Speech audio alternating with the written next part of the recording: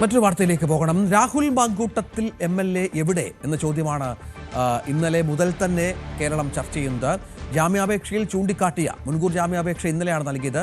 മുൻകൂർ ജാമ്യാപേക്ഷയിൽ ചൂണ്ടിക്കാട്ടിയ ആരോപണങ്ങൾ തള്ളി ഇപ്പോൾ യുവതി മൊഴി നൽകിയിരിക്കുന്നു എന്ന വിവരം കൂടി പുറത്തുവരുന്നുണ്ട്.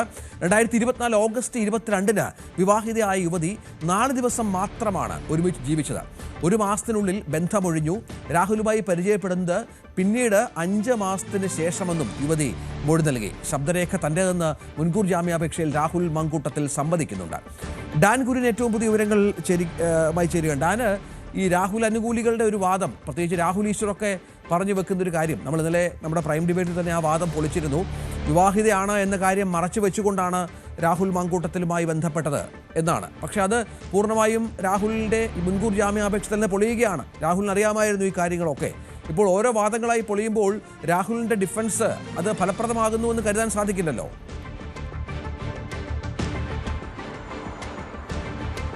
തീർച്ചയായിട്ടും അത്തരം സൂചനകളാണ് പുറത്തു വരുന്നത്. രാഹുലിന്റെ അനുകൂലികൾ മാധ്യമങ്ങളുടെ അടക്കം ഇതുമായി ബന്ധപ്പെട്ട ഈ പരാതി നൽകിയതിന് പിന്നാലെ യുവതിയെ അധിക്ഷേപിക്കുന്ന തരത്തിൽ നടത്തിക്കൊണ്ടിരിക്കുന്ന പരാമർശങ്ങളിൽ ഏറ്റവും പ്രധാനപ്പെട്ട കാര്യം ഈ യുവതി വിവാഹിതയായിരുന്നുവെന്നും ആ യുവതിക്ക് ഭർത്താവ് ഉണ്ടായിരിക്കെയാണ് രാഹുൽ മാങ്കൂട്ടത്തിലുമായി ഇങ്ങനെയൊരു അടുപ്പത്തിലേക്ക് വരുന്നതെന്നും ഒരേ സമയം രണ്ടുപേരെ ഇവർ വഞ്ചിച്ചിരിക്കുകയാണ് എന്ന തരത്തിലുള്ള പ്രചാരണമാണ് രാഹുൽ ഈശ്വർ ഉൾപ്പെടെയുള്ള രാഹുൽ അനുകൂലികളെല്ലാം നടത്തിക്കൊണ്ടിരുന്നത്. പക്ഷേ രാഹുൽ മാങ്കൂട്ടത്തിൽ ഇന്നലെ തിരുവനന്തപുരം പ്രിൻസിപ്പൽ സെഷൻസ് കോടതിയിൽ ഫയൽ നൽകിയിരിക്കുന്ന മുൻകൂർ ജാമ്യാപേക്ഷയിലാണ് ഈ വാദങ്ങൾ രാഹുലിന്റെ അഭിഭാഷകൻ തന്നെ വ്യക്തത വരുത്തിയിരിക്കുന്നത്. അതിൽ കൃത്യമായി പറഞ്ഞിരിക്കുന്നത് രാഹുൽ മാങ്കൂട്ടത്തിലുമായി ഈ യുവതി അടുക്കുന്നത് യുവതിയുടെ വിവാഹബന്ധത്തിൽ ചില ഉലച്ചിലുകൾ ഉണ്ട് എന്ന കാര്യം യുവതി തന്നെ രാഹുൽ മാങ്കൂട്ടത്തിനോട് പങ്കുവെക്കുന്നു.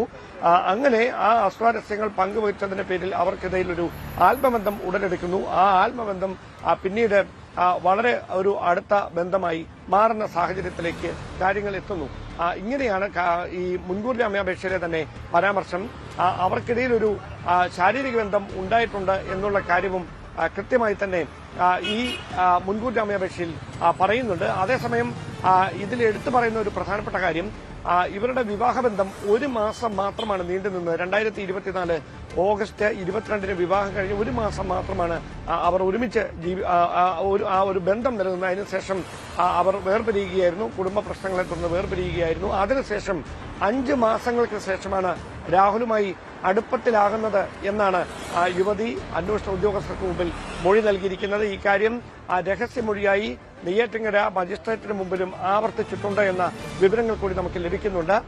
എന്തായാലും ഈ കേസിലെ സുപ്രധാനമായൊരു നീക്കത്തിലേക്ക് പോലീസും കടക്കുകയാണ്. അതിൽ എടുത്തു പറയേണ്ട കാര്യം, രാഹുൽ മാങ്കൂട്ടത്തിൽ എവിടെ എന്ന ചോദ്യത്തിന് ഇപ്പോഴും വ്യക്തമായ ഒരു ഉത്തരമില്ല. കോയമ്പത്തൂരിലോ പാലക്കാടോ ഈ 2 സ്ഥലങ്ങളിൽ എവിടെയോ രാഹുൽ ഉണ്ട് എന്നൊരു നിഗമനത്തിലാണ് പോലീസ് ഉള്ളത്. ഒരുപക്ഷെ മുൻകൂർ ജാമ്യാപേക്ഷ തിങ്കളാഴ്ച കോടതി ഫയലിൽ സ്വീകരിച്ചതിന് ശേഷമുണ്ടാകുന്ന നടപടിക്രമങ്ങൾ നോക്കി ആയിരിക്കും തുടർ നീക്കങ്ങൾ. അതല്ല എങ്കിൽ അതിനു മുമ്പ് തന്നെ ഒരു കടുത്ത നീക്കത്തിലേക്ക് പോലീസ് കടക്കുമോ എന്നതാണ് അറിയാനുള്ളത്. എന്തായാലും യുവതി നൽകിയിരിക്കുന്ന മൊഴിയുമായി ബന്ധപ്പെട്ട തെളിവുകൾ കേന്ദ്രീകരിച്ചുള്ള പരിശോധന കൂടി പോലീസ് ആരംഭിച്ചിട്ടുണ്ട്. അതിന്റെ ഭാഗമായി ഈ ഗർഭചിത്രം നടത്തിയതിനു ശേഷം, അശാസ്ത്രീയമായ തരത്തിൽ ഗുളികകൾ കഴിച്ച് ഗർഭചിത്രം നടത്തിയതിനു ശേഷം യുവതി വളരെ അവശനിലയിലാകുകയും രക്തസ്രാവം അനിയന്ത്രിതമായതോടെ തലസ്ഥാനത്തെ ഒരു ആശുപത്രിയിൽ ചികിത്സ തേടുകയുമാണ് ചെയ്തത്.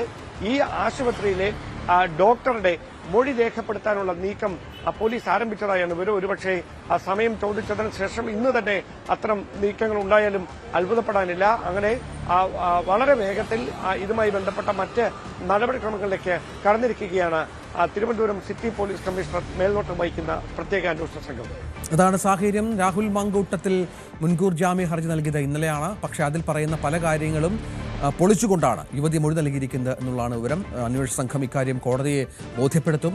മുൻകൂർ ജാമ്യ ഹർജിയിൽ വാദം വരുമ്പോൾ ഇത്തരം കാര്യങ്ങൾ കോടതിയെ ബോധ്യപ്പെടുത്താനുള്ള എല്ലാ നടപടിക്രമങ്ങളും പൂർത്തിയായി കഴിഞ്ഞു എന്നാണ് വിവരം.